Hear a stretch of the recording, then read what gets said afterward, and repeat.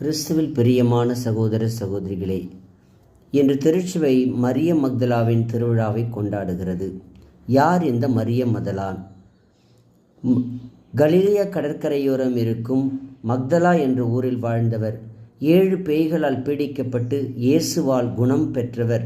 இயேசுவின் குணம் பெற்ற பிற்பாடு இயேசுவிற்கு பொருளாதார ரீதியாக நற்செய்தி அறிவிக்க உதவினார். இறுதியாக அவர் எபேசுஸ் நகருக்கு சென்று புனித யோவானுக்கு நற்செய்தி அறிவிக்க உதவி செய்து உயிர் துறந்தவர்.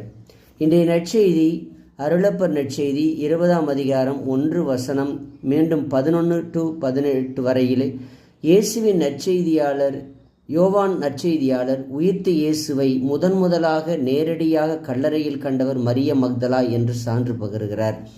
இயேசு அவரின் விசுவாசத்தை கண்டதால் மரியா என்று அழைப்பதையும் மக்தலா போதகரே என்று அழைப்பதும் அவரின் செயல்களை அறிவிக்க அழைக்கப்பட்ட முதன்மையான சீடர் என்பதை பார்க்கிறோம்.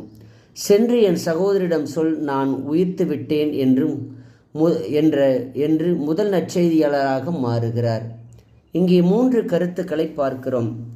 From grief to revelation.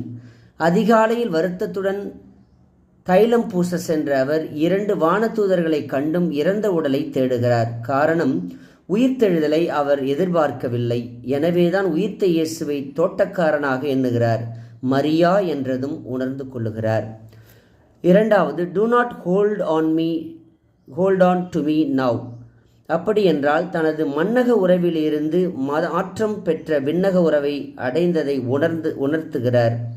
இந்த விண்ணக உறவு ஆன்மீக உறவு, பரிசுத்த ஆவியின் வல்லமையால் ஆன உறவு.